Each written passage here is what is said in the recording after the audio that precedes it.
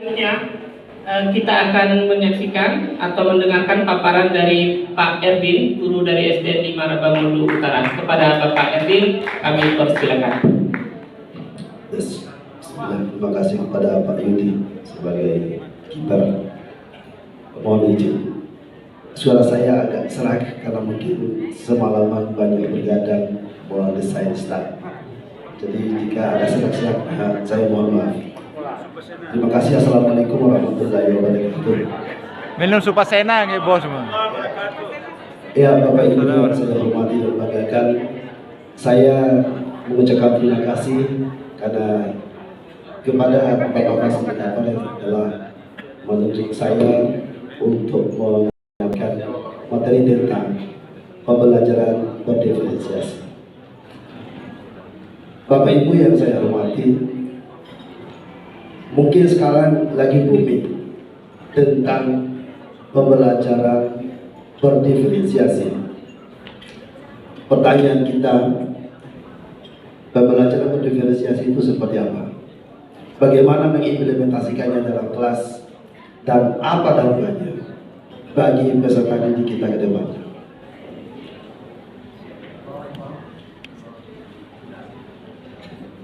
Kita mengawalinya dengan satu kesepakatan, Bapak Ibu, sebagaimana filosofi Bapak Ki Hajar Dewantara mengibaratkan pendidik itu sebagai petani.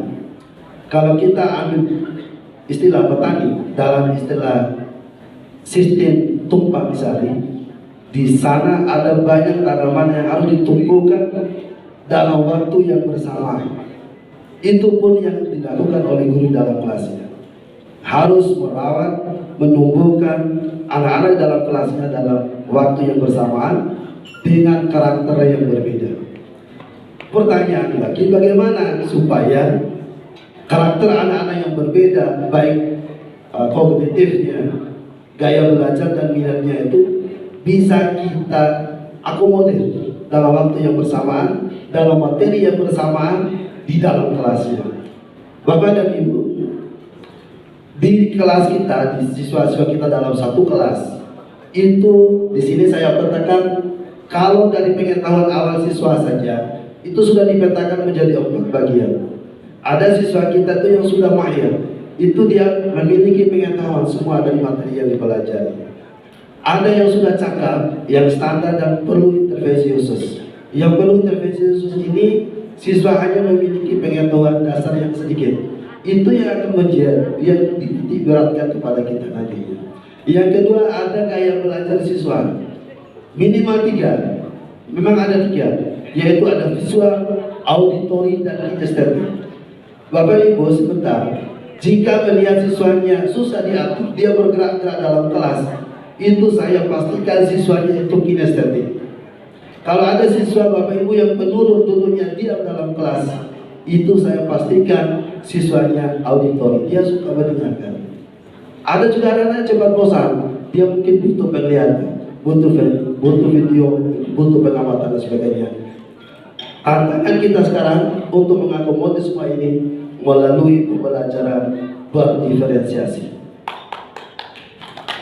Bapak dan Ibu, saya cukup mengupas 3 strategi pembelajaran berdiferensiasi. Semoga dengan 3 strategi ini dapat memberikan pemahaman kita semua, pulangnya nanti langsung diimplementasikan di kelasnya masing-masing kepada guru. Pada pembelajaran berdiferensiasi itu ada 3 itu. 1, diferensiasi konten, kita mengidentifikasi kebutuhan belajar anak-anak.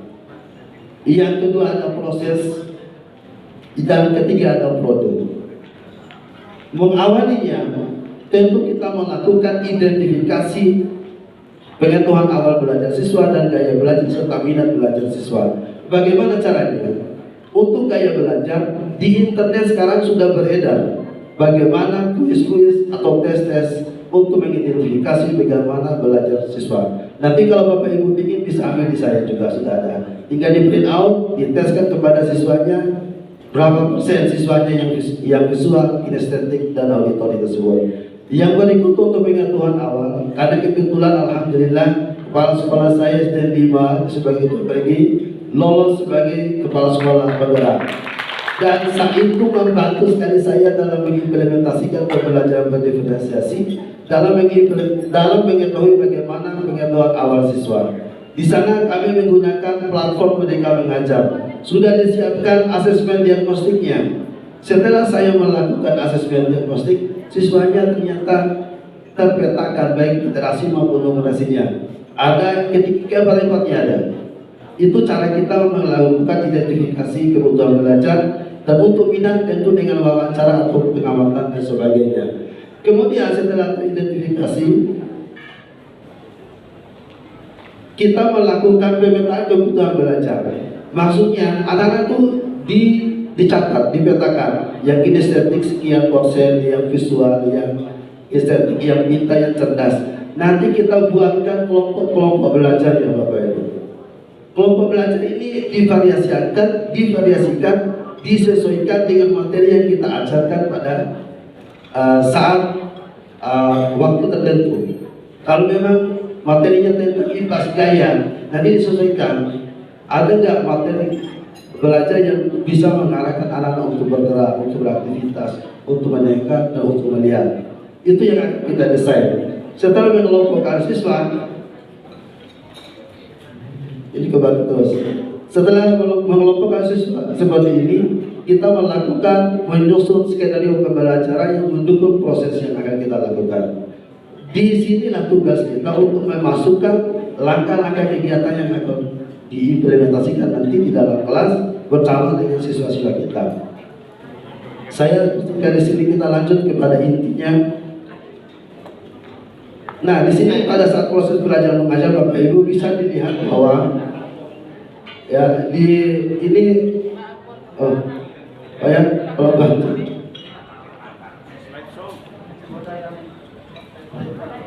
Ya, itu ada anak-anak yang gaya belajarnya, cara belajarnya yang kita lihat di sini bahwa ada gaya belajar anak yang luar biasa berbeda sesuai dengan karakter mereka. Kita memberikan ruang untuk salah, ruang untuk berekspresi, dan kita guru harus menyiapkan banyak pertanyaan pematik dan pertanyaan penonton. Terakhir, apa yang dapat kita rasakan dari implementasi kurikulum ini? Anak-anak yang presentasi, ya, ini produk-produk yang dihasilkan oleh anak-anak dalam kelas. Dan berikutnya, yang paling penting dapat yang dirasakan, siswa didik kita itu lebih percaya diri, dia lebih merdeka belajar. Dia mampu menghargai teman-temannya dalam kelas. Karena ada teman-teman yang lagi presentasi, mereka harus mendengarkan. Ada nilai-nilai kebebasan yang mereka dapatkan, ada kedekatan dengan gurunya. Jadi seperti itulah yang dimaksud dengan pembelajaran berdiferensiasi dalam kelas. Karena waktunya cuma sedikit, saya memaparkan secara umum saya kepada Bapak dan Ibu. Semoga bermanfaat, semoga dapat diimplementasikan di dalam kelas.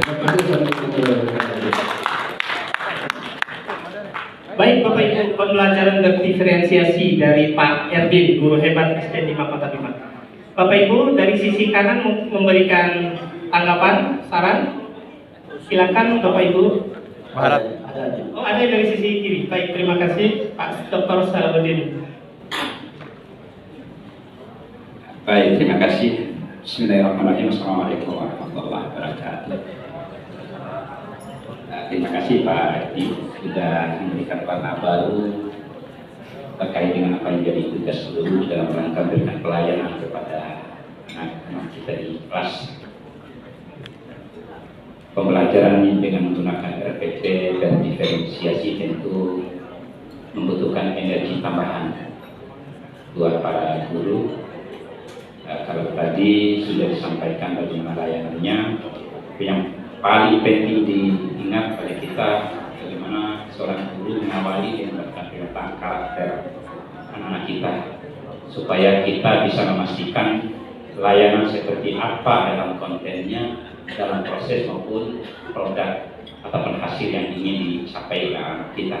Jadi sehingga RPP berdiferensiasi ini tidak hanya semata-mata kita memberikan di dalam prosesnya, tetapi tahu betul apa konten yang ingin kita berikan kepada anak kita. Karena ini menjadi pekerjaan rumah buat para guru di masing-masing sekolah, bahwa mengenal karakter anak-anak itu adalah hal yang sangat penting supaya kita tidak salah memperlakukan atau memberikan treatment kepada anak-anak kita.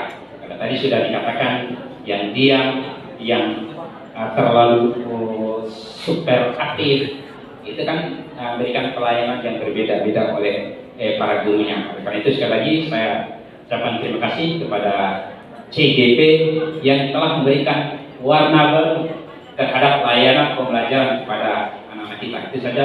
Terima kasih. Assalamualaikum warahmatullahi wabarakatuh. Waalaikumsalam warahmatullahi wabarakatuh.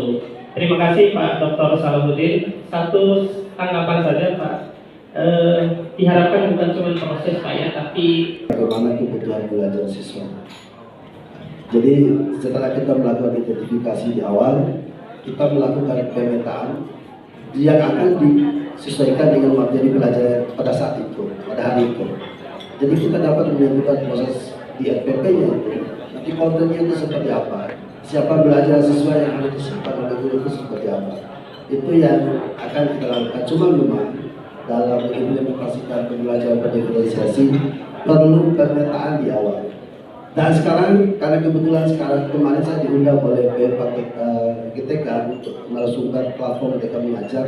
Bagi Bapak Ibu bisa mendownload dan mengimplementasikan platform mereka mengajar itu. Di sana banyak pelatihan, banyak asesmen diagnostik, banyak tuntunan tentang pembelajaran berdiferensiasi juga di desa. Jadi untuk kontennya diawali dengan pemetaan kebutuhan belajar. Kalau sudah begitu kita dapat memprediksi kegiatan seperti apa yang diharapkan oleh anak-anak depan. Seperti itu Pak Dokter, terima kasih.